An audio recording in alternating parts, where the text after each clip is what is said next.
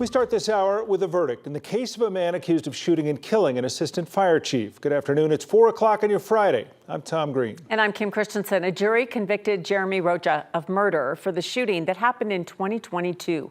He killed Glen Haven firefighter John Jaros while street racing on I-70 near Tower Road. 9 News reporter Lawrence Caffidi's been at the courthouse today and was there as the verdict came down. Lauren? Kim, Tom, after deliberating for more than 3 hours, the jury found Jeremy Rocha guilty of first-degree murder, extreme indifference, second-degree murder, and all 4 counts of attempted murder. Here's a look inside the courtroom as the jury read that verdict.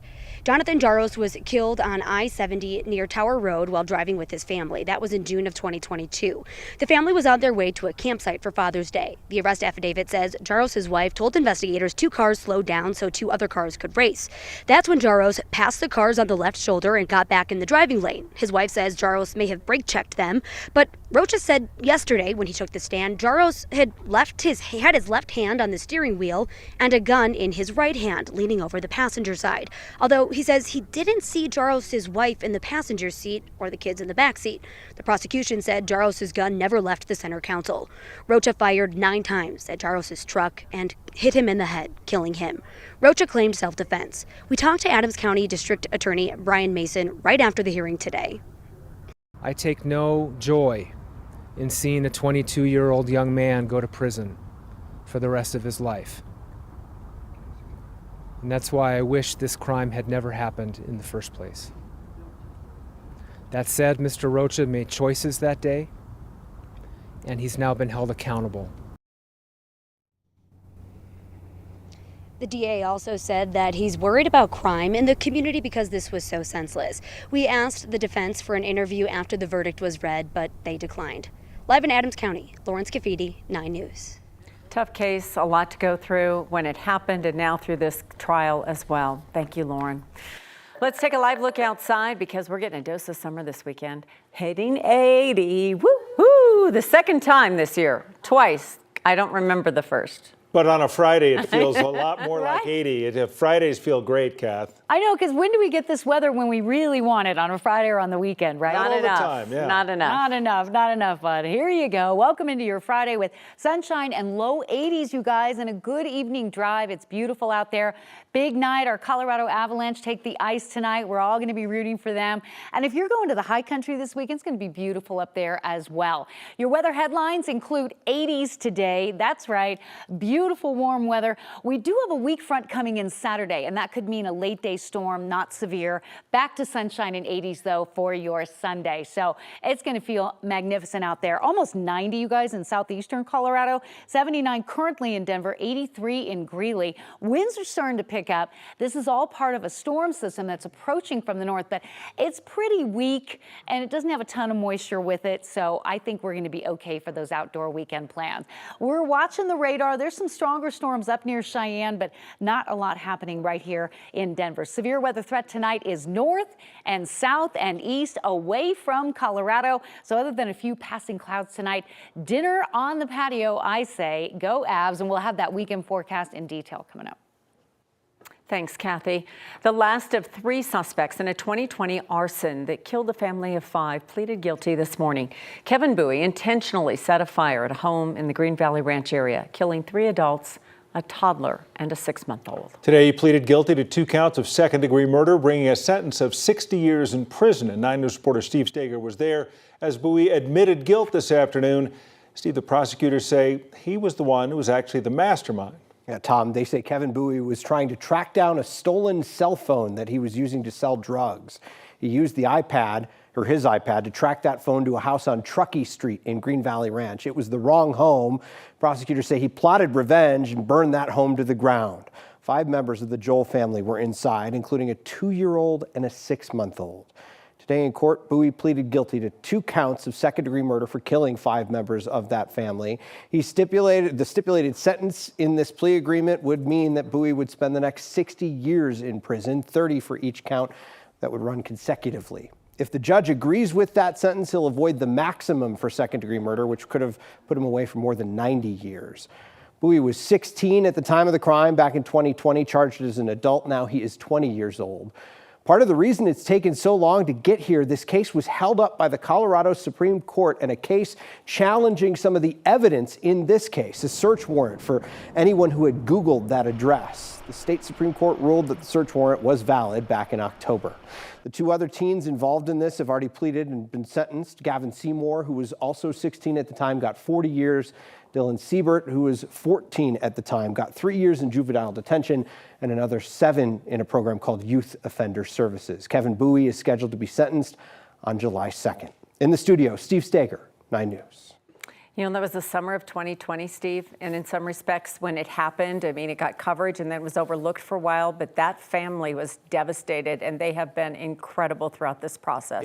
It was a case that was shocking to hear about at the time. The evidence that the police released at the time, a picture of 3 masked teenagers who allegedly started this fire. It took them months to find these suspects, and inevitably that Google search helped them get there, but they're finally getting some resolution in this case. Well, we hope for the Joel family that's some level of peace at least. All right, thank you.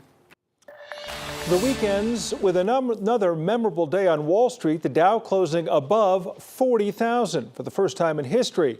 It capped a strong week for stocks. Both the S&P 500 and the NASDAQ also had their longest winning streaks since February.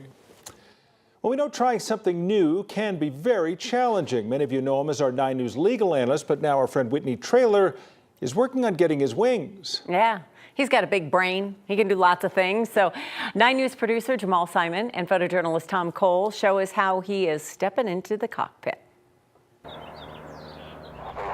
Cessna 70225 and Alpha 7 Alpha with information. India to pilot solo looking for touch and go.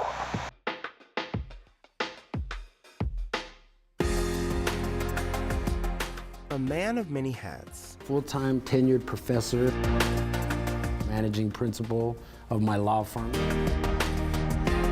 9 News legal analyst. And perhaps the most important of all, I had a very active role in my family as the uncle.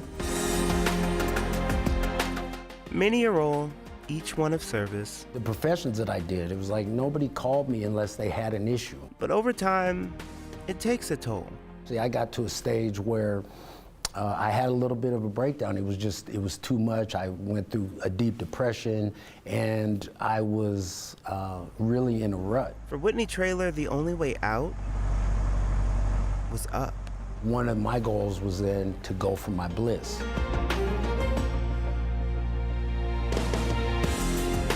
That bliss just so happened to be inside of a Cessna 172, 10,000 feet in the air. In my circles, I never have heard anybody say, you know, hey, I'm thinking about being a pilot. Well, he took it upon himself to become the first, starting at square one. I know how to do that. I know the formula. I know how to get through school, kind of put your head down, do the work, and get it done. Here, this has been a little bit of a challenge because it's not coming as easy as I thought it would. That's the tower, yep. So you'll switch it over to ground. There you go. The teacher becoming the student once more, in a class that's well worth the work. When you get up there, there's so much going on, there's so many moving parts, literally and figuratively, that you can't think about your issues, your problems, you know, the past, the future. You are very present. There's still much to learn, but he's celebrating the little victories along the way. That was a real moment of pride. Whitney's first solo flight, marked with a special shirt-cutting tradition. Sort of signifying that you're ready to go, you're soloing, you know what you're doing. Whew. Now he has his eye on his next objective. I also am really eager to get going, to get my license, but I have to just keep, that's the thing about aviation, you can't rush it. And as he continues his journey, Whitney has a reminder for everyone with a dream. A lot of times when we accomplish something, we just get it done and then we're looking for the next thing. And this, I'm able to really kind of stop for a second, take a breath and recognize, wow, you know, I did this. Thanks to Jamal Simon and Tom Cole for bringing us more of Whitney's story. You know, it's funny because you think about if you're trying to become a lawyer, you're taking the LSAT, or you have a bad day in court or something goes wrong, you know, there's tomorrow.